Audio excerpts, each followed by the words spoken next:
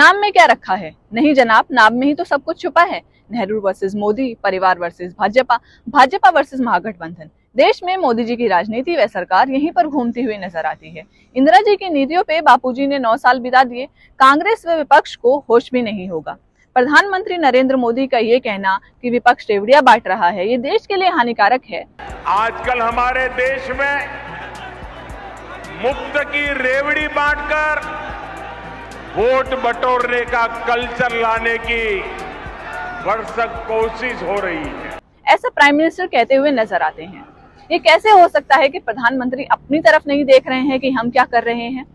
आपके जितने राज्य हैं, जितने राज्यों में भाजपा की सरकार है, उनमें जो मलाईदार रेवड़ियां आप बांट रहे हैं, उसके लिए क्या कहना चाहेंगे? ये तो वही बात हो गई कि आप बाबूजी बैंगन खाएं, दूसरे को प्रमोद सिखाएं कि बैंगन नहीं खाना चाहिए, वायु हो जाती है।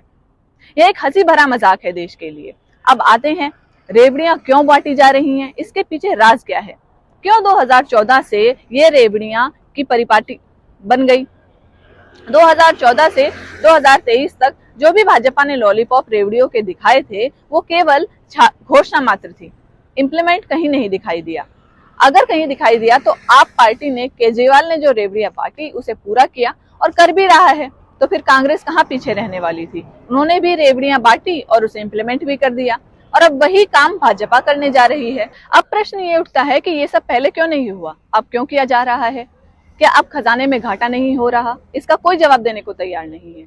गौर से देखा जाए तो रेवड़ियां बांटने में सरकार का व अन्य पार्टियों का पर्दाफाश हो जाता है। ये है इन पार्टियों के योद्धाओं की राजनीति, यानी कि खा बनिया गुड़ तेरा ही है।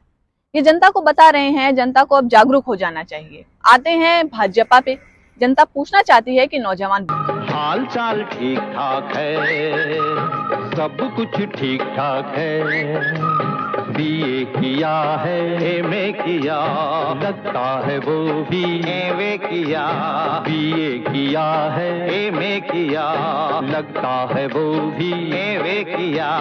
काम नहीं है वरना यहाँ आपकी दुआ से सब ठीक ठाक है। बेकार हो रहा है, बुढ़ा हो गया है, नौकरियां नहीं है, कर्मचारी असंतुष्ट हैं, महंगाई कमर तोड़ रही है, व्यापारी रो रहा है, महिला सुरक्षित नहीं है, पेट्रोल डीजल गैस के दाम आसमान छू रहे हैं, और ऊपर से बेवजह की नोटबंदी ने आम आदमी को तोड़ दिया।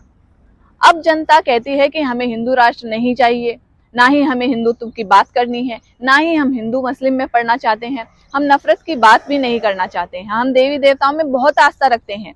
ये आस्था कोई भाजपा के आने से या मोदी जी के आने से नहीं आई है, राम मंदिर के आने से नहीं आई है। सदियों से ये देश की जनता आस्थावान रही है। ये इमोशनल करके आध्यात्मिक गेम मत खेलो। ये देश आध्यात्मिकता में विश्वास रखता आया है और आगे भी रखेगा, क्योंकि जनता ऊपर वाले से कहती है। ऊपर वाले तेरा जवाब नहीं, कब दे क्या दे हिसाब नहीं। इसलिए पीवी नरसिम्हा राव, वाजपेयी जी व मनमोहन सिंह की राजनीति समझ में आ जाती थी। अब राजनीति के कई रूप कर दिए गए हैं, नए नए मुखौटे हो गए हैं। उन मुखौटों में सब कुछ छुपा हुआ है, जैसे घमंड, अहंकार, तेरा मेरा, बदले की भावना, झूठ पर टिके रहो, शासन करते रहो। ये है आज की राजनीति के लोग। जिन्होंने 70 साल तक शासन किया, वो लोग उनकी राजनीति के लोगों से अलग हैं। चाहे वो नेहरू हो, इंदिरा जी हो, मोरारजी हो, चरण सिंह हो, गुजराल हो, अटल जी हो, वीपी सिंह हो, चंद्रशेखर हो, उन्होंने 70 साल के शासन में काम किया है। नफरत, मेरा शासन तुम्हारा शासन, रेवड़ियां नहीं बांटी गई।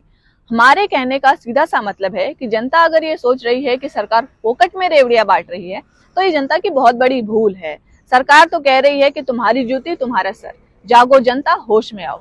मैं रेणुका, यंग इंडिया न्यूज से।